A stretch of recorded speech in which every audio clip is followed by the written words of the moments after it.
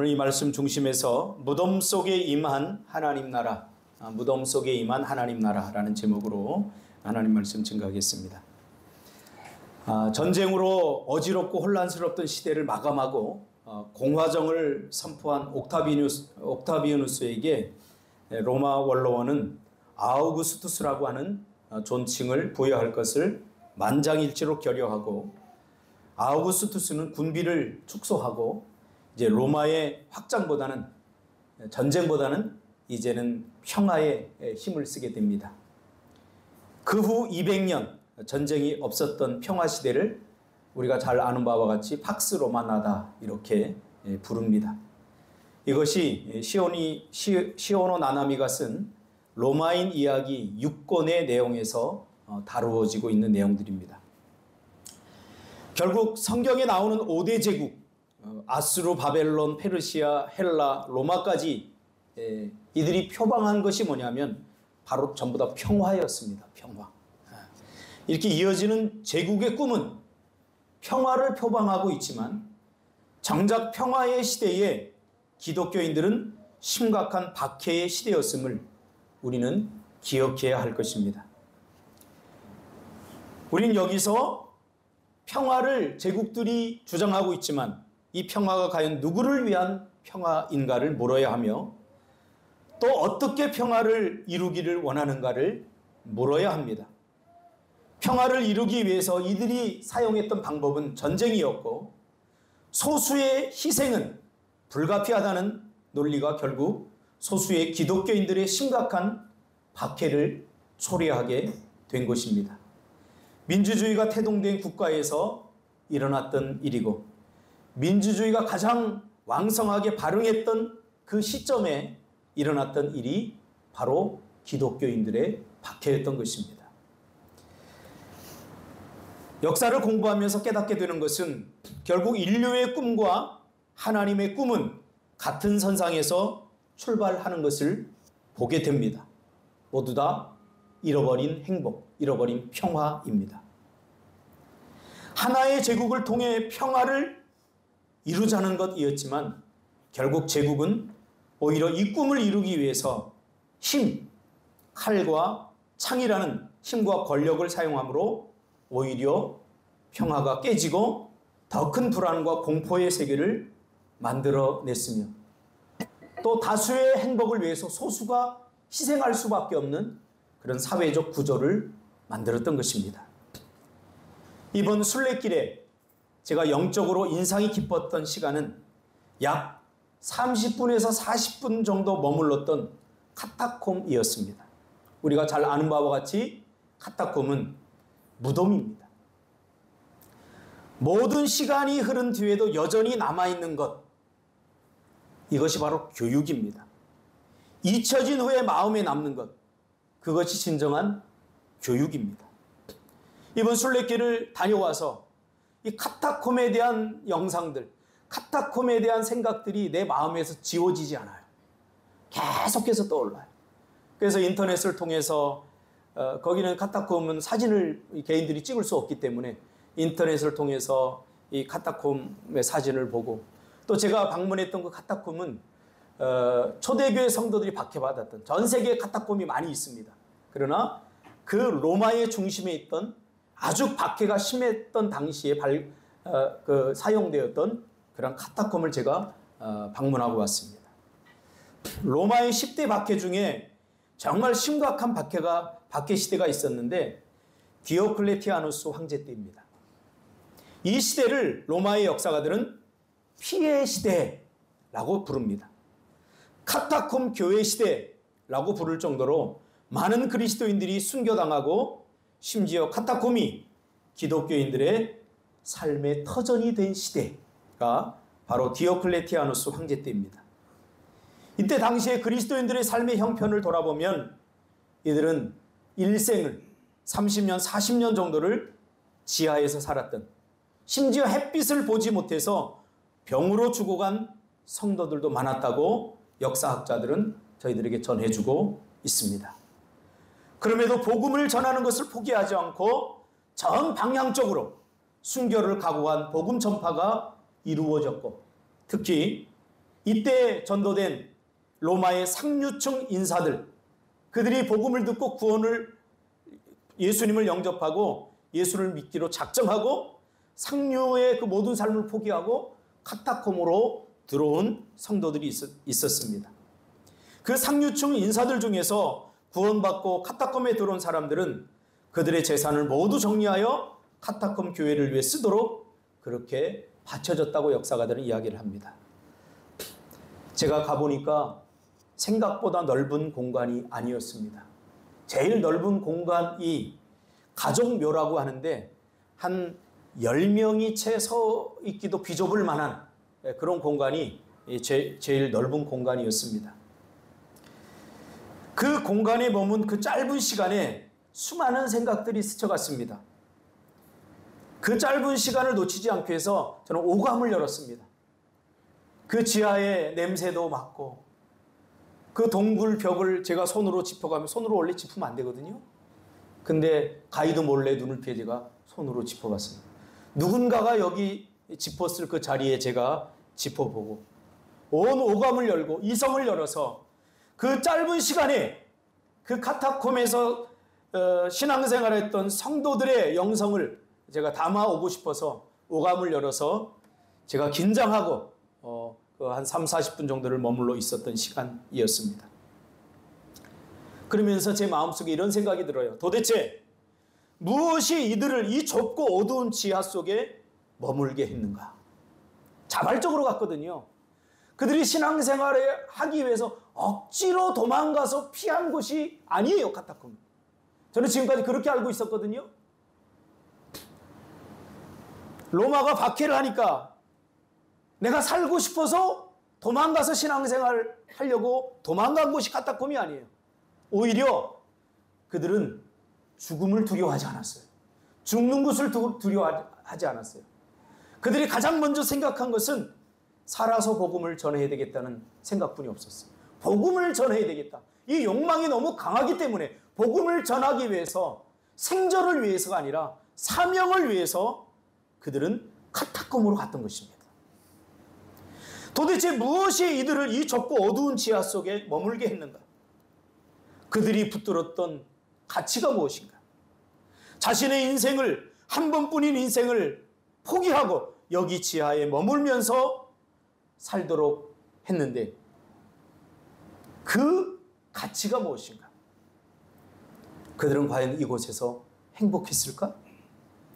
불편했을 테고 힘겨웠을 텐데 그것보다 더 큰 가치를 발견하지 않고는 이런 용기 있는 결단을 할 수 없었을 텐데 그들의 신앙과 우리의 신앙의 차이는 무엇인가? 참 많은 생각들이 스쳐갔습니다.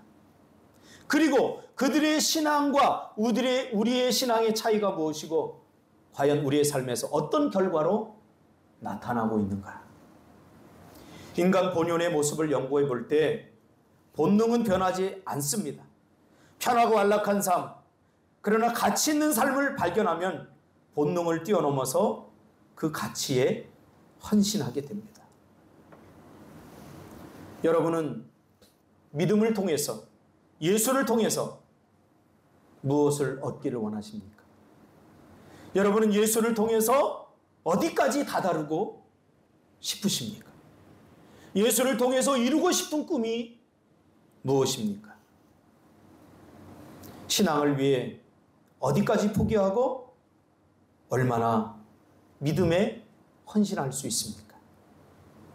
이런 질문들을 가지고 오늘 본문을 함께 살펴보면서 은혜를 나누려고 합니다. 당시 유대는 로마의 식민지였고 거듭되는 과중한 세금과 억압적인 통치로 우리가 생각하는 것보다 훨씬 고통스러운 날들을 보내고 있었습니다. 그러니까 팍스 로마나라고 하는 것은 정치적인 용어지 실제로 이 팍스 로마나 시대에 평화가 있었느냐? 저는 아니라고 생각합니다.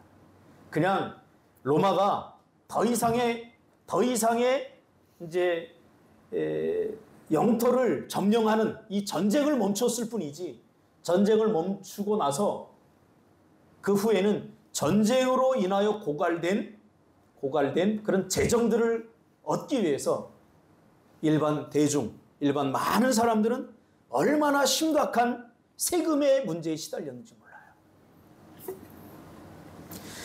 그래서 이 세금을 어디에서 걷느냐? 다 로마가 지배하던 그 나라들, 거기에 이제 유대도 속하죠. 그래서 성경에 세금 이야기가 나오는 것은 장난이 아닙니다. 이 세금은 우리가 생각하는 것처럼 몇 퍼센트가 아니라 오히려 빚을 내서 세금을 내야 될 정도로 세금의 조항이 굉장히 많았고, 오늘날도 세금이 굉장히 많지 않습니까? 그만큼 사람들의 삶은 팍팍했고, 특별히 로마가 식민지로 점령했던 나라들의 세금은 더 과중했던 것을 우리 역사를 통해서 배우지 않습니까?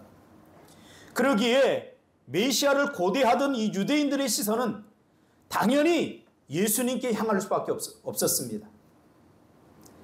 그때 예수님께서 뭐라고 얘기합니까? 하나님 나라에 대해서 말씀하십니다. 많은 사람들이 이때에 우리가 로마로부터 좀 탈출하고 싶다. 메시아가 좀 나왔으면 좋겠다. 그 성경에서 말하는 메시아가 나왔으면 좋겠다. 지금 왔으면 좋겠다. 그렇게 다 고대하던 때입니다. 그리고 예수님께서 나타나시고 자기가 메시아라고 이야기를 합니다. 그러면서 하나님 나라에 대해서 이야기를 합니다. 그런데 예수님이 메시아라는 사실을 믿지 못했던 이 바리새인들은 비아냥거리면서 예수님이 하나님 나라에 대해서 이야기를 하자 이렇게 질문합니다. 오늘 우리가 읽은 내용이 그 내용입니다. 하나님 나라가 어느 때에 임합니까? 이 말은 궁금해서 묻는 것이 아니라 비아냥거리는 거예요. 도대체 이렇게 삶이 팍팍하고 힘든데 도대체 우리가 기다렸던 메시아가 당신이라면 당신은 알고 있을 거 아니냐? 언제 하나님의 나라가 임하느냐? 이렇게 묻자 예수님께서 하나님의 나라는 볼 수 있게 임하는 것이 아니라 또 여기 있다 저기 있다고도 못하리니 하나님의 나라는 너희 안에 있느니라 라고 말씀하고 있습니다. 하나님의 나라가 너희 안에 있다 라고 표현하는 것입니다. 이 본문을 지금까지 많은 설교자들은 단어적인 개념으로 많이 설명을 했어요. 그러니까 두 가지로 번역할 수 있거든요. In your heart이라고 하는 하나님의 나라가 너희 안에 있다 이 말은 우리 안에 있다 이렇게 우리 내면에 있다 이렇게 in your heart으로 번역한 번역도 있고 among you 너희 가운데 있다 이렇게 번역하기도 합니다. 이게 모두 다 단어적인 번역입니다. 너희 안에 있다라는 말을 원어로 분석하고 성경 전체를 하나님 나라의 관점에서 통시적으로 다시 말하면 구속사적으로 이거를 번역한 사람들은 많지 않습니다. 저는 오늘 하나님의 나라가 너희 안에 있다 이 말을 구속사적으로 번역을 하고 싶습니다. 너희 안에란 바리새인들이 경험하고 보고 있는 지금 실제 보고 있는 지금의 영역 안에 이미 존재하고 있다 그 말이에요. 하나님의 나라가. 하나님의 나라는 눈으로 볼 수 있게 임하는 것이 아니라 지금 너희들이 보는 바와 같이 우리 주위에서 일어나는 일들 속에 하나님의 나라가 이미 실제하고 있다는 것을 지금 예수님이 깨우쳐주고 있는 거예요. 즉 지금 어떤 일이 일어나고 있죠? 실제적으로 이들이 살아가는 삶의 현장에서 예수님이 하던 일들은 문둥병자가 깨끗해지고 가난한 자에게 복음이 전해지고 그리고 소경의 눈을 뜨는 사건들 속에 하나님의 나라가 임한 것을 보아라 그 말이에요. 그러니까 문둥병자가 깨끗해지고 가난한 자에게 복음이 전해지고 이건 있을 수 없는 일이에요. 바리새인들에게 있어서 정말로 천박한 저 이방인들이 복음을 듣는다는 것은 있을 수 없는 일이에요. 바리새인의 입장에서 창녀와 세리들이 구원받는다는 것은 이건 있을 수 없는 일이에요. 그들이 가난한 자들이거든요. 도저히 복음을 받아들일 수 없는 바리새인의 눈에 비쳤을 때 신앙생활을 전혀 할 수 없는 막 살아가는 그들에게 복음이 전해진다는 것은 있을 수 없는 일이에요. 그런데 지금 복음이 전해지고 있거든요. 창녀들이 회개하고 세리가 회개하는 이 일들이 지금 일어나고 있거든요. 그러니까 이 일들이 일어나는 걸 보면 모르겠느냐 그 말이에요. 이미 하나님의 나라가 너희 가운데 이미 있다는 거예요. 그러니까 문둥병자가 깨끗해지고 가난한 자가 복음을 듣는 것은 하나님 나라가 임했다는 것을 드러내는 중요한 계시적 수단이라는 거예요. 이것은 너희들이 바리새인들이 충분히 관찰할 수 있었고 그 관찰한 범위 안에서 일어나고 있다는 것을 예수님께서 다시 깨우쳐주고 있는 거죠. 근데 중요한 건 뭐죠? 바리새인들은 그 사건들 속에서 하나님의 나라를 발견하는데 실패하고 있다는 거예요. 이미 하나님의 나라가 예수님이 오시면서 임했는데 그 하나님의 나라가 임함으로 일어나는 현상들을 지금 많은 사람들이 보고 있으면서도 보기는 보아도 보지 못하고 듣기는 들어도 듣지 못하고 있다는 사실이에요. 하나님 나라는 누가 경험합니까? 믿는 자들이 경험하는 거예요. 즉, 두세 사람이 주의 이름으로 모인 곳에서 하나님의 나라의 실제를 경험하게 되는 것입니다.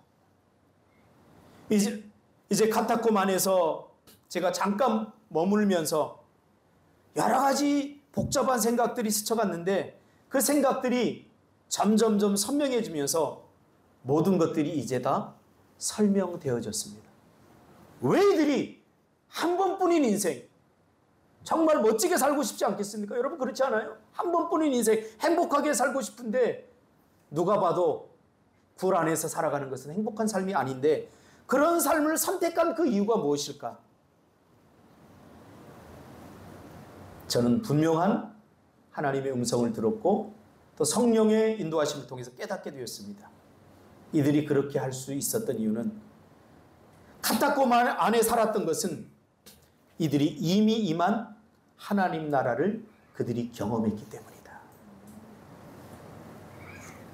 이미 그들은 그 하나님 나라를 경험했을 뿐만 아니라 그 하나님 나라를 살고 있었기 때문에 그들이 속해 있던 로마라고 하는 제국이 팍스 로마나 평화를 준다고 하고 행복한 삶을 누린다고, 오늘날 말하면 미국의 시민권을 얻는 것보다 더 힘든 그런 강력한 힘을 가지고 있었지만, 그러나 현재적 삶에서 그 공간이나 환경이 중요했던 것이 아니구나. 그들은 실제적인 하나님 나라가 더 중요했구나 라는 것을 깨닫게 되었어요. 하나님 나라는 이미 너희 안에 있느니라 해서 지금 이 구어체거든요. 지금 예수님이 하는 거는 우리의 말로 하는 체라는 거예요. 여기서 구어체는 너희 안에라는 표현을 쓰면 안 돼요. 그렇죠? 근데 너희라고 2인칭 너희를 사용했어요. 여기서 너희는 의도적인 표현이고 예수를 믿는 너희를 말하는 거예요. 그러니까 바리새인이 질문했기 때문에 바리새인이다라고 우리가 생각하면 안 되고, 여기서 말하는 너희는 예수를 믿는 너희. 하나님의 나라는 너희 안에 임했다라고 하는 말은 하나님의 나라는 예수 믿는 너희 안에 이미 임했다는 거예요. 바리새인들의 질문을 이용해서 예수님은 제자들과 믿는 자들에게 말씀하고 있는 것입니다. 너희 안에 이미 하나님의 나라가 임했다. 너희들이 살아가는 지금 이 삶의 현장 속에서 하나님의 나라가 임했다. 이 예수님의 의도는 믿느냐 믿지 않느냐를 묻는 것이 아니라 하나님의 나라는 믿는 자들 안에서 있다는 것을, 역사한다는 것을 다시 한번 강조하고 있는 것이 있습니다. 성경을 보니까 하나님 나라를 경험하고 이미 임한 하나님 나라를 살아가는 사람들에게 나타나는 공통적인 특징이 있습니다. 그게 뭐냐면 하나님 나라의 주인이신, 하나님 나라의 통치자이신 하나님을 경외하더라는 거예요. 그러니까 구약에도 하나님을 경외하라 이런 말들이 많이 나와요. 근데 저는 이거를 어떤 하나님 개인에 대한 인격적 그런 존중이라고 저는 생각을 했어요, 그동안. 이 경외라고 하는 말이. 그런데 이 경외라고 하는 말은 아주 구속사적인 의미가 가득 담겨 있는 말입니다. 이 경외라는 말을 풀어서 설명하면 단어적인 설명이 아니라 구속사적인 의미에서 해석하면 여호와를 경외한다는 것은 나 중심의 세계에서 벗어나서 나보다 훨씬 크고 놀라운 하나님의 세계, 즉 내가 지금 머물러 있는 눈에 보이는 그런 공간적인 나라가 아니라 하나님 나라, 눈에 보이지 않는 하나님 나라의 통치를 받아들이고 실제적으로 그 하나님 나라의 삶을 인정하고 살아간다는 것을 말하는 거예요. 이게 하나님을 경외한다는 거예요. 그러나 많은 사람들은 나 중심의 세계에서 벗어나지 못하고 있어요. 지금 대한민국이라고 하는 이 국가, 여기를 벗어나지 못하고 있어요. 우리는 대한민국이라고 하는 국가에 지역적으로, 공간적으로 이 안에서 살아가고 있지만, 그러나 우리는 하나님 나라를 살아야 되는 것입니다. 국가의 법의 통치를 받고 국가에 우리가 해야 될 책임, 의무 다 해야 되지만, 그러나 그것은 1차적인 겁니다. 더 본질적인 것은 뭐냐? 하나님 나라의 통치를, 나의 세계를 벗어나고 하나님 나라의 통치를 받는 것이 더 중요하다는 거예요. 제가 내린 결론은 이 카타콤에 살았던 사람들이 바로 그런 사람들이에요. 로마에 속해 있지만 그들의 삶의 우선순위는 하나님 나라였습니다. 그렇다고 해서 로마의 법을 그들이 함부로 어긴 것은 아닙니다.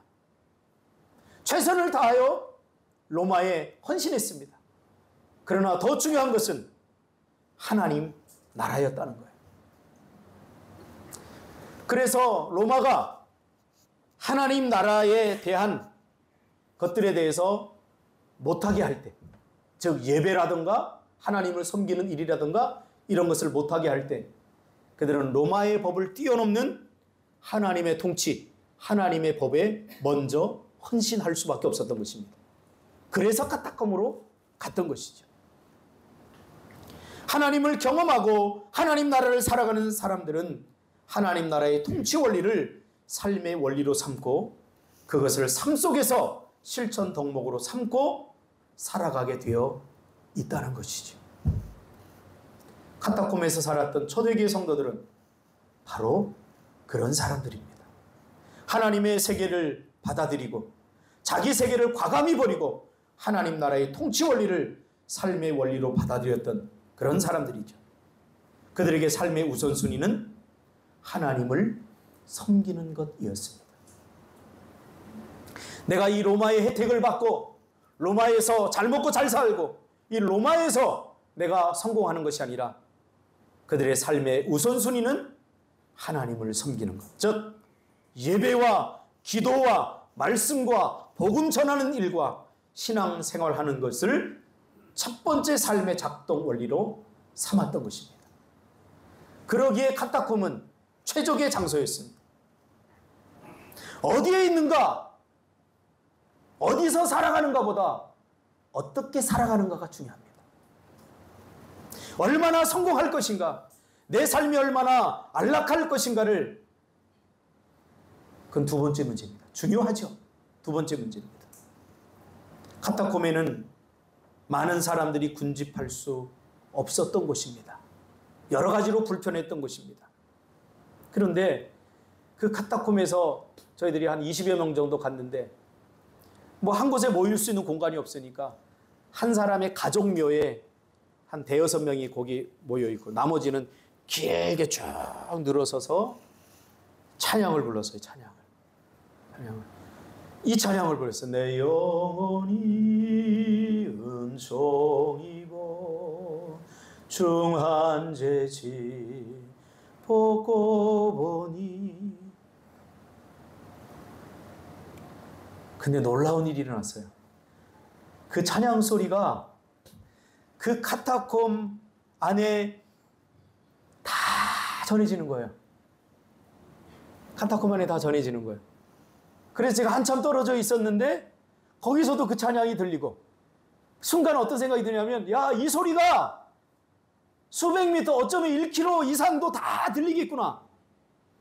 조금 있다가 어느 뒤쪽에서 미국에서 왔는지 뭐 영국에서 왔는지 몰라요. 그분들이 이 찬양을 똑같이 영어로 하는 거예요. 내 영혼이 은총이요. 그 짧은 5분 정도의 찬양 부르는 시간이 완전히 이게 하나님의 나라구나. 이게 하나님의 나라구나. 그곳에서 한 목사님이 눈물을 뿌리면서 기도를 했는데 끝나고 나자 그분들이 에이멘 하는 거예요. 아, 하나님의 나라는 이렇게 임하는 거구나. 이미 임한 하나님의 나라를 우리가 경험할 수 있는 것은 우리의 찬양과 우리의 예배와 우리의 삶의 우선순위를 하나님께 둘 때 이 하나님의 이미 임한 하나님의 나라를 우리가 경험할 수 있구나. 이미 임한 하나님의 은혜를 경험하는 것이 세상의 어떤 고통과 세상의 어떤 문제도 다 이겨나갈 수 있었구나. 그래서 깨닫게 됩니다.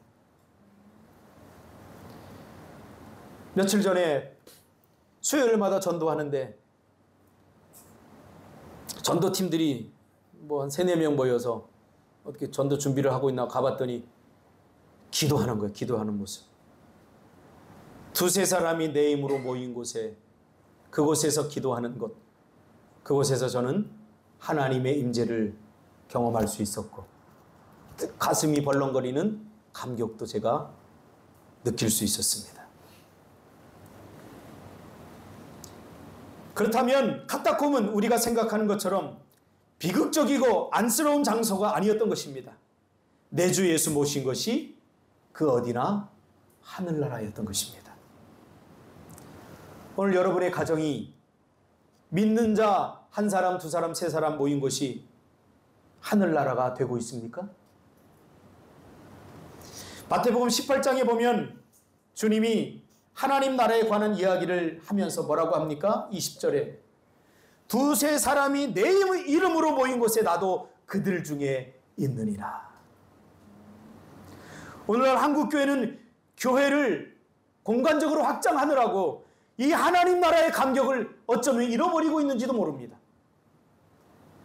우리 교회는 2-3사람이 모인 곳에 임하는 하나님의 나라를 다 경험하기를 원합니다.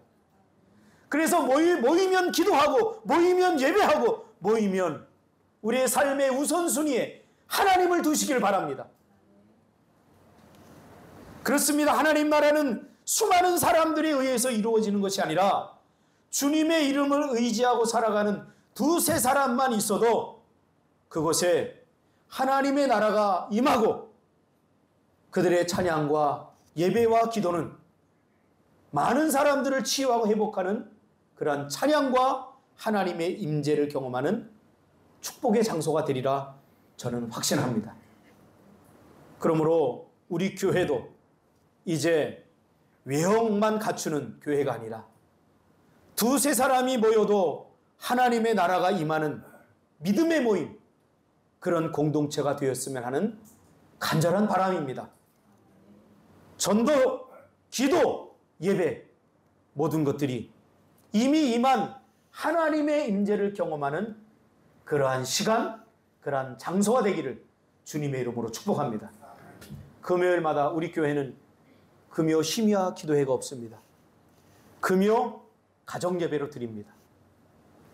여러분 가정에서 가정예배를 드릴 때 그곳에 하나님의 나라가 이미 임한 것을 기억하고 하나님의 나라를 경험하시기를 바랍니다. 여러분이 모여서 기도하고 청소하고 무엇을 하든지 2-3사람이 믿음으로 모인 그곳에 하나님의 나라가 임한다는 사실을 잊지 않는 저와 여러분이 되었으면 좋겠습니다. 기도하겠습니다.